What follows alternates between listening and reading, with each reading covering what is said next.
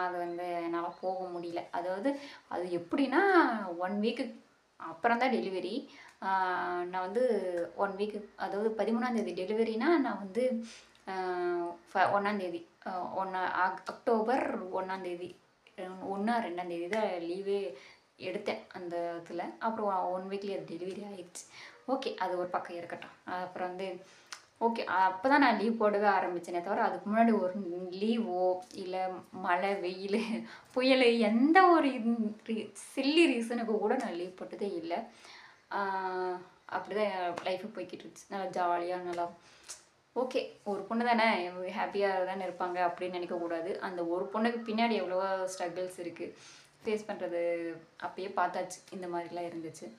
Okay, நல்ல memories தான் இருந்துச்சு. ரொம்ப பேடாக பனிஷ்மெண்ட்டெல்லாம் இல்லாமல்.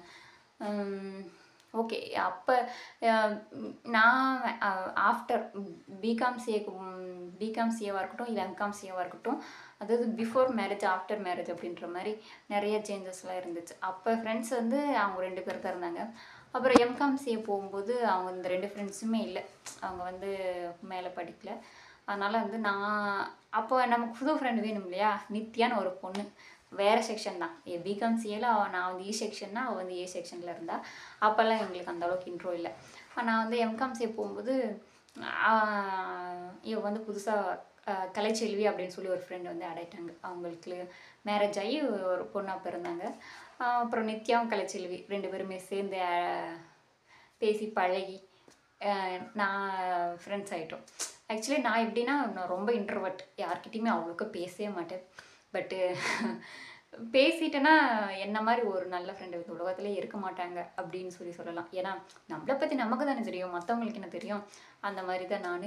அதனால் நான் ரொம்ப ரொம்ப ரொம்ப பேசிக்லி நான் ரொம்ப இன்ட்ரோவர்ட். அப்போலேருந்து சரி இப்போ இருந்தே சரி, ஸ்கூலிங்காக இருக்கட்டும் காலேஜாக இருக்கட்டும், இப்போ பேசுகிறதாலும் நல்லா பேசி பழகினவங்க கிட்ட தான் டக்குன்னு போய் பேசுவேன். யாருன்னே தெரியாதவங்கள்ட்ட போய் பேசு அப்படின்னு சொன்னால் அவ்வளோக்கா நான் போய் பேசவே மாட்டேன்.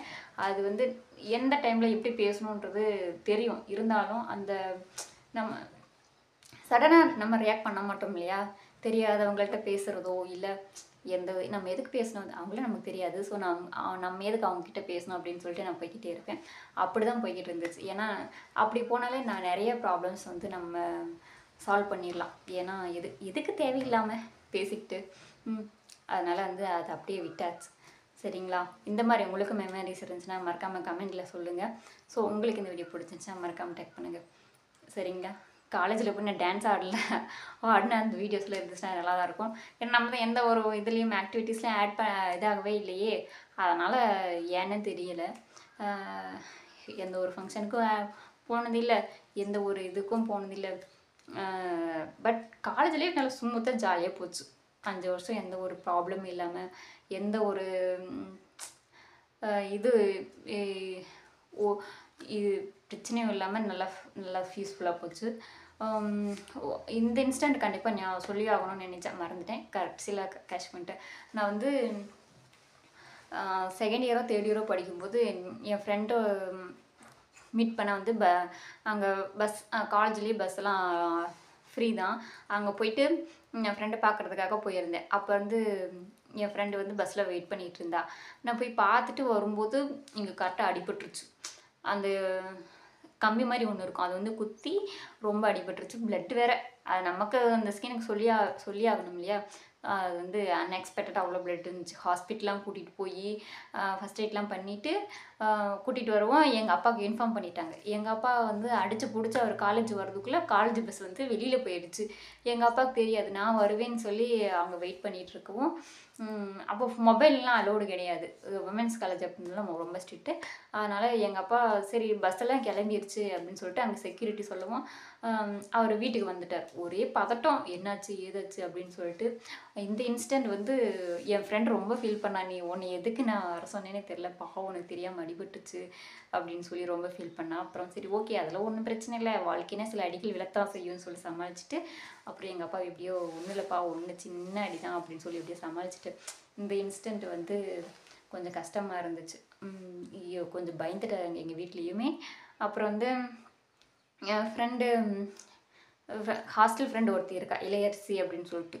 எங்கள் வீட்டில் கொய்யா மரம் இதெல்லாம் நிறைய இருந்துச்சா, அப்போல்லாம் நான் ஃப்ரெண்ட்ஸுக்கு போய் ஷேர் பண்ணுவேன். இதெல்லாம் கொய்யா பழம், அப்புறம் இந்த ஸ்நாக்ஸு இதெல்லாமே. அவங்க ஹாஸ்டலரில் அவங்கள வீட்டிலாம் போக மாட்டாங்க. ஸோ மந்த்லி ஒன்ஸு அந்த மாதிரி தான் போவேன். ஏதாச்சும் அக்கேஷ்னல் லீவ்ஸ்லாம் போவாங்க. நான் வந்து அவளை கொண்டு போய் கொடுப்பேன். வேர்க்கடலையாக இருக்கட்டும், கொய்யாப்பழம் இது எல்லாமே நான் தான் கொண்டு போய் கொடுப்பேன். ஸோ ரொம்ப நல்ல ஃப்ரெண்ட்ஸ் அவங்க. ஸோ ஓகே, இந்த மாதிரி உங்களுக்கு மெமரிஸ் இருந்துச்சுன்னா அப்பப்போ ரீகால் பண்ணி பாருங்கள். ரொம்பவும் ஏன்னா ஓல்ட் இஸ் கோல்டு இல்லையா. நம்ம இப்போ வந்து உங்ககிட்ட பேசுறதுக்கு ஒரு ஆப்பர்ச்சுனிட்டி எனக்கு கிடச்சிருக்கு. ரொம்ப நல்லா இருக்குது, ரொம்ப ஹாப்பியாக இருக்குது. ஏன்னா நம்ம போயிட்டு இந்த ஸ்டோரியெல்லாம் போய் யார்கிட்டயாச்சும் நம்ம சொன்னோன்னு வச்சுக்கோங்களேன், எல்லோரும் சிரிப்பாங்க. அதனால் நம்ம எதுக்கு அவ்வளோ ரிஸ்க் எடுக்கணும். அதனால் அப்பப்போ நீங்களும் ரீகால் பண்ணி பாருங்கள். ஓ நம்ம அப்படி இருந்தோமா, ஓ நம்ம இப்படி இருந்தோமா அப்படின்னு சொல்லி ஓகே நமக்குள்ளேயே ஒரு மெமரிஸ் க்ரியேட் ஆகும் பார்த்தீங்களா. அது வந்து ரொம்ப அமேசிங்கான மூமெண்ட். ஸோ நீங்களும் இந்த மாதிரிலாம் அப்பப்போ ரீகால் பண்ணி பாருங்கள், சூப்பராக இருக்கும் லைஃப்பில். ஏன்னா எப்பயும் சேட் பேஜே நம்ம பார்த்துட்டு இருக்கும்போது ஒரு ஹாப்பி பேஜ் வந்து நமக்குள்ளேயே கண்டிப்பாக இருக்கும். அதை வந்து என்கரேஜ் பண்ணுங்கள். சேட் பேஜை விட்டுட்டு என்கரேஜ் பண்ணுங்கள் ஹாப்பி பேஜை. ஸோ உங்கள் லைஃப் நல்லாயிருக்கும். ஓகேங்களா. இந்த வீடியோ உங்களுக்கு புரிஞ்சுன்னா மறக்காமல் சப்ஸ்கிரைப் பண்ணுங்கள். ஓகேங்களா. இன்னொரு வீடியோவில் பார்க்கலாம். இவ்வளோதாங்க என்னுடைய காலேஜ் லைஃப் இதோடு முடிஞ்சிருச்சு. சரிங்களா. அடுத்த வீடியோவில் அடுத்த விஷயத்தை பற்றி பேசுகிறேன். ஓகேவா. பாய், see you, டாட்டா.